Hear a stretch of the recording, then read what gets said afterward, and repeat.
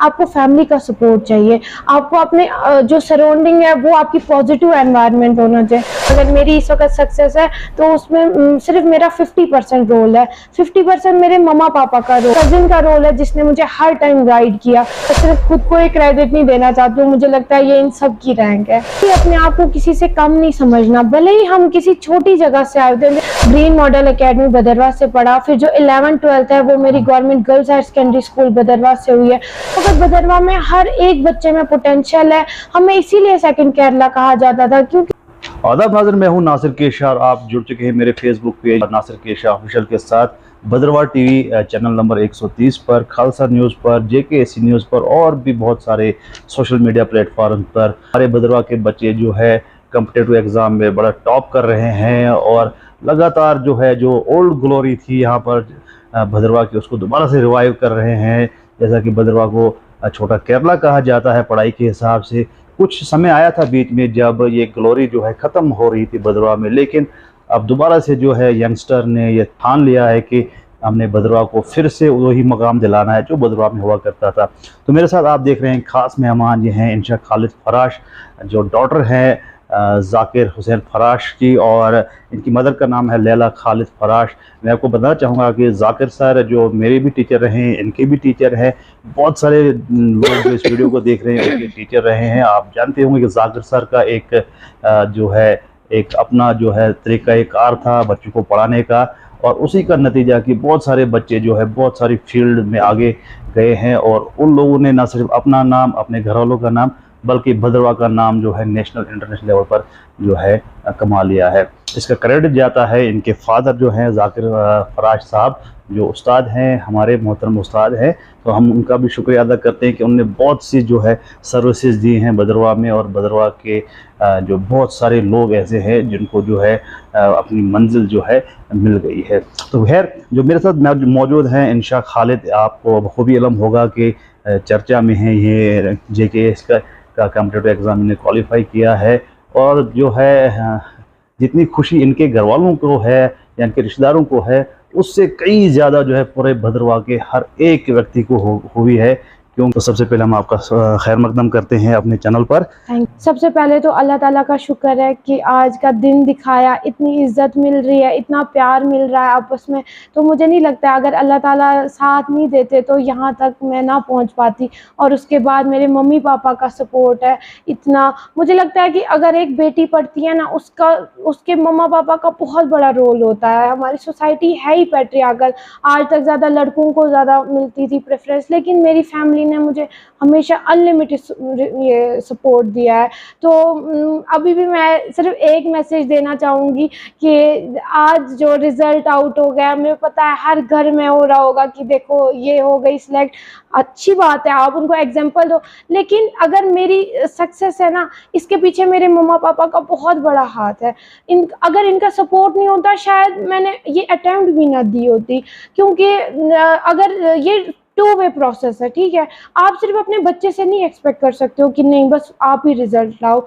सिर्फ financial support करना ज़रूरी नहीं है, आप फाइनेंशियली तो करना है लेकिन उनको मेंटली भी सपोर्ट करो। मुझे ऐसा होता था अगर मैं कभी फेलियर फेस करती थी या कुछ भी डिप्रेस हो जाती थी या कुछ भी, मेरे सामने सिर्फ अपने मम्मा पापा दिखते थे कि मैंने अपने मम्मा पापा से शेयर करना है। इनने मुझे इतना कंफर्टेबल किया था। तो मुझे लगता है अगर आप भी अपने बच्चे पे कॉन्फिडेंस दिखाओगे, उन पे ट्रस्ट करोगे और उनको समझोगे, ये नहीं कि फलानी के बच्चे ने किया आप ताने मारने उनको, नहीं, आप उनको हमेशा सपोर्ट करो। और मुझे लगता है अगर मेरे मम्मा पापा आज इतना प्राउड फील कर रहे हैं तो कल को हर एक पेरेंट ऐसे ही प्राउड फील करेगा। तो इंशा हमें बताइए कि जो आपकी स्टडी रही है, हम डायरेक्ट क्वेश्चंस पर आते हैं क्योंकि काफ़ी वीडियो लंबा हो जाएगा। आप हमें बताइए कि जो आपकी जो स्टडी रही, इस जो ये आपने कॉम्पिटिटिव एग्ज़ाम क्वालिफाई किया है, ये आपने जो है सेल्फ स्टडी की या कोचिंग की? नहीं, ये मेरी सेल्फ स्टडी थी। हाँ, कोचिंग की हेल्प मैंने सिर्फ टेस्ट सीरीज में ली है, या टेस्ट लिए या मॉक इंटरव्यूज दिए हैं, अदरवाइज ये मेरी सेल्फ स्टडी थी। अच्छा, तो आप हमें बताइए कि जो जब भी ऐसे एग्ज़ाम होते हैं, क्योंकि काफ़ी जो है सेंसिटिव एग्ज़ाम इसको माना जाता है, बहुत सारे लोग कोशिश करते हैं लेकिन कामयाब कोई कोई होता है। तो आप हमें बताइए कि इस सफ़र में ये जो आपने एक एग्ज़ाम क्वालिफाई किया है, इसमें क्या मुश्किलात आपको आई, क्या प्रॉब्लम्स आई, क्या डिफ़िकल्टीज़ आई आपको? देखो, ये बहुत लंबी जर्नी होती है, ये कोई 6 महीने की जर्नी नहीं है या 1 साल की जर्नी नहीं है, ये टोटल 2-3 साल की जर्नी होती है। तो ऑब्वियसली हर एक पॉइंट पे फेलियर भी आपको देखना पड़ेगा, कभी-कभी सक्सेस भी मिलेगी, लेकिन ये मिक्सचर है सबका। तो मैं ऐसा नहीं बोलूँगी मैंने स्टार्टिंग से सक्सेस देखी है या हमेशा ही फेलियर देखा है, ये मिक्स रहा है दोनों का। लेकिन इसमें मेरी हेल्प मेरी फैमिली ने की है, और जो मेरी गाइडेंस जिसने मेरी गाइडेंस की है, आसिफ भैया, मेरे कज़िन, उनने मेरी बहुत हेल्प की है। तो मैं नहीं बोलूँगी कि एक ही चीज़ है, फेलियर भी है और सक्सेस भी है जैसे कि इसमें। आपने आसिफ का नाम लिया, वो भी उसने भी काफ़ी जो है हाँ जी। ट्राई की है, लेकिन किसी के किस्मत में होता है और किसी के नहीं होता है, हाँ लेकिन जी। ट्राई भी उनने काफ़ी की, उनने आपको जो है हाँ गाइड जी, किया है। पूरा, बिल्कुल, चलो पूरा, बहुत अच्छी पूरा बात है। गाइड किया। अच्छा, आप मुझे बोले कि क्या चीज़ आपको थी जिसने आपको बहुत जो है हेल्पफुल रही आपके के लिए इस गोल को अचीव करने में? देखो, ये इस टाइम तो सक्सेस सिर्फ मेरी दिख रही है ना, लेकिन ये सिर्फ मेरी सक्सेस नहीं है, इसके पीछे बहुत से फैक्टर्स हैं। जैसे हार्ड वर्क, तो ऑब्वियसली जो भी इस फील्ड में आना चाहता है ना, हार्ड वर्क का कोई सब्स्टिट्यूट नहीं है, हार्ड वर्क का कोई शॉर्टकट नहीं है। लेकिन अब आप बोलोगे कि सिर्फ मैं हार्ड वर्क करूँगा उससे होगा, नहीं। आपको फैमिली का सपोर्ट चाहिए, आपको अपने जो सराउंडिंग है वो आपकी पॉजिटिव एनवायरनमेंट होना चाहिए। तो ये बहुत से फैक्टर्स मिलके ना आपको एक सक्सेसफुल पर्सन बनाते हैं, मुझे लगता है। अच्छा, जैसे कि ये एग्ज़ाम मैंने पहले ही अर्ज़ किया कि ये बहुत जो है सेंसिटिव होता है, टफ होता है, हाँ, काफ़ी इसमें जो है कभी-कभी इंसान को स्ट्रेस भी आता है, काफ़ी ज़्यादा। कभी-कभी कुछ छोटे-मोटे फेलियर्स भी दिखते हैं, हाँ, कभी-कभी हौसला भी टूट जाता है। हाँ। तो इन चीज़ों से आपने कैसे निपटा और किस तरह से आप जो इससे उभर कर सामने आई और आपको जो है सक्सेस मिली? जैसे ये मेरी सेकंड अटेम्प्ट थी, फर्स्ट अटेम्प्ट में भी मैं इंटरव्यू स्टेज तक पहुंची थी और मेरा फाइनल कट ऑफ से सिर्फ 4 मार्क्स कम रहे थे। तो ऑब्वियसली उस टाइम बहुत डिमोटिवेटेड फील करता है इंसान कि काश फाइनल लिस्ट में आ जाते, कहीं कोई कमी रह गई, क्या हो गया, फेलियर देख रहा होता है इंसान। लेकिन मुझे लगता है उस टाइम सबसे बड़ा रोल जो होता है ना, आपके फैमिली का, आपके मेंटोर का, आपके एनवायरनमेंट का बहुत ज़्यादा रोल होता है। उस टाइम अगर कोई आपको बोलता है कोई बात नहीं, इस टाइम नहीं हुआ, अगली बार हो जाएगा, तो आपको वो हिम्मत मिलती है। अगर उस टाइम किसी एक बंदे ने भी बोल दिया ना, तो ये डिजर्व ही नहीं करता है। उस टाइम ऑलरेडी इंसान अपने लोवेस्ट पॉइंट पे होता है और वो किसी की बात ना उसको और ज़्यादा लो कर देती है। तो अगर मैं बोलती हूँ कि अगर मेरी इस वक्त सक्सेस है, तो उसमें सिर्फ मेरा 50% रोल है, 50% मेरे मम्मा पापा का रोल है, 50% मेरे उस कज़िन का रोल है जिसने मुझे हर टाइम गाइड किया, मेरे ब्रदर, मेरे फ्रेंड्स, मेरे कज़िन, इन सब के रोल की वजह से ना आज मेरे को ये 27th रैंक आई है। तो मैं सिर्फ खुद को एक क्रेडिट नहीं देना चाहती हूँ, मुझे लगता है ये इन सब की रैंक है। आज आप अपने स्कूल गए थे, जो आपका हाँ जी। बेसिक स्कूल है जहाँ आपने बेसिक पढ़ाई की है, वहाँ से बहुत से बच्चे आपसे मिले और एक आप एक रोल मॉडल अब बन गए हैं उन थैंक बच्चों के यू। लिए जो नए बच्चे जो है एस्पिरेंट हैं, जो केस करना चाहते हैं, अदर कॉम्पिटिटिव एग्ज़ाम क्वालिफाई करना चाहते हैं, तो क्या सजेशन रहेगी आपकी? जैसे मैंने वहाँ भी आज यही बोला कि कभी अपने आप को किसी से कम नहीं समझना, भले ही हम किसी छोटी जगह से आए होते हैं। जैसे मेरी बेसिक स्कूलिंग भदरवा से ही हुई है, 10th तक जो मैंने ग्रीन मॉडल एकेडमी भदरवा से पढ़ा, फिर जो 11th 12th है वो मेरी government girls higher secondary school Bhadarwa से हुई है। तो जो ओवरऑल फाउंडेशन है ना, वो मेरी भदरवा से ही बनी है। उसके बाद मैंने बीटेक किया। तो मुझे लगता है इस वक्त भदरवा में हर एक बच्चे में पोटेंशियल है। हमें इसीलिए सेकंड केरला कहा जाता था, क्योंकि यहाँ बहुत काबिल बच्चे हैं, बस उनको डायरेक्शन देने की ज़रूरत है, उनको वो बेसिक फैसिलिटी प्रोवाइड करने की ज़रूरत है और ज़्यादा से ज़्यादा पेरेंट्स को उनको कॉन्फिडेंस दिखाना है कि नहीं, अगर वो बच्चा हो गया क्वालिफाई, आप भी कर सकते हो। लेकिन उनको टॉन्ट नहीं मारना है, उनको एनकरेज करना है। तो मुझे लगता है अगर इस टाइम कोई मेरे को रोल मॉडल मान रहा है, तो मेरी थोड़ी बात भी समझ लें कि इस टाइम से ही मैं सिर्फ एक ही सजेशन देती हूँ, dream big, always dream big. अगर आप मून के लिए अप्रोच करोगे ना, अगर आप मून पे पहुंचोगे भी नहीं, स्टार्स तो आपको मिल जाएंगे। तो कभी भी ये नहीं समझना कि हम छोटी जगह से हैं तो हम सपने नहीं देख सकते हैं, ऐसा कहीं भी नहीं है। मैंने बड़े बड़े स्कूल्स के बच्चों के साथ भी पढ़ा है, लेकिन हमें भी वैसी एजुकेशन दी जाती है, हम कहीं भी किसी से कम नहीं है। क्योंकि मैंने आपसे यही अर्ज़ किया कि आपको देखकर है बहुत लोगों को जो है, स्पेशली जो मैंने देखा स्कूल में भी कि गर्ल्स स्टूडेंट्स थी आपके साथ हाँ सेल्फियाँ जी। ले रही थी, बहुत सी गर्ल्स जो हैं उनको भी हौसला मिला होगा कि हम भी जो है इंशा जैसा बने। तो आप हमें बताइए कि जो बस अब करीब हैं इस कॉम्पिटिटिव एग्ज़ाम के, उनको क्या एडवाइस, कौन सी बुक्स वगैरह उनको आप एडवाइस करेंगे ताकि उनको भी हेल्प मिले?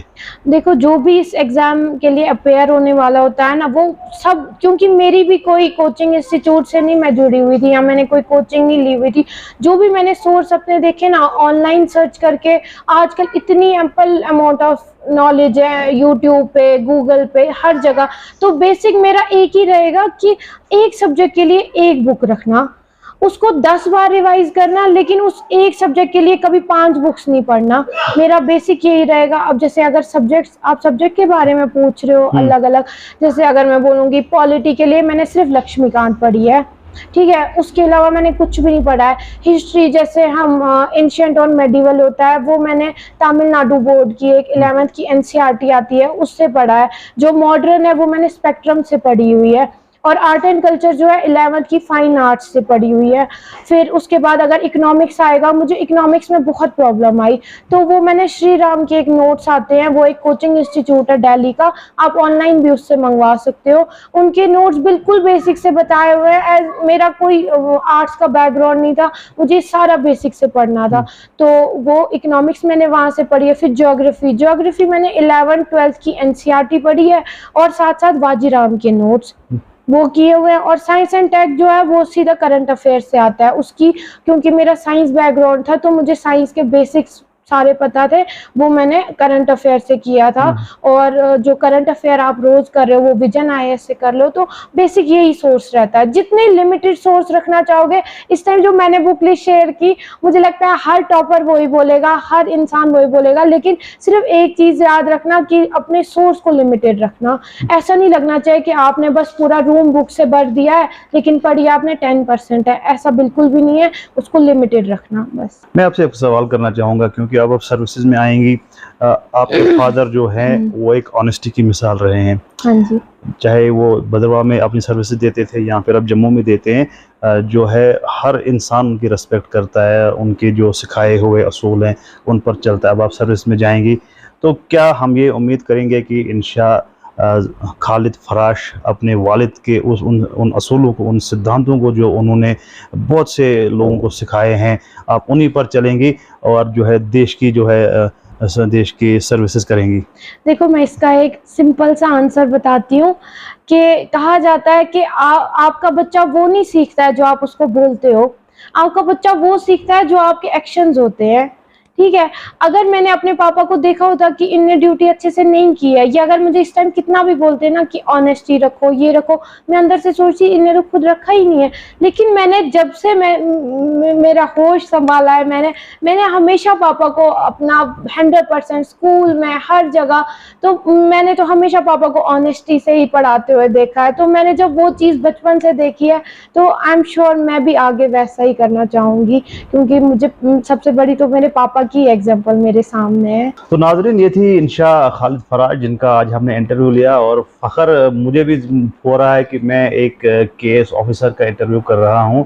और मैं उम्मीद करूंगा कि जैसे इन्होंने खुद ही कहा कि इनके फादर इनके रोल मॉडल है और उन्हीं के असूलों पर, उन्होंने जो असूल सिखाए हैं उन्हीं पर ये चलेंगी और देश की सेवा करेंगी, सोसाइटी की सेवा करेंगी। और हम उम्मीद करते हैं ये बहुत बड़े बड़े जो है पायदान पे पहुँचे, और जो है वो न सिर्फ इनका नाम, घर वालों का नाम है, बल्कि पूरे भद्रवाह का नाम है।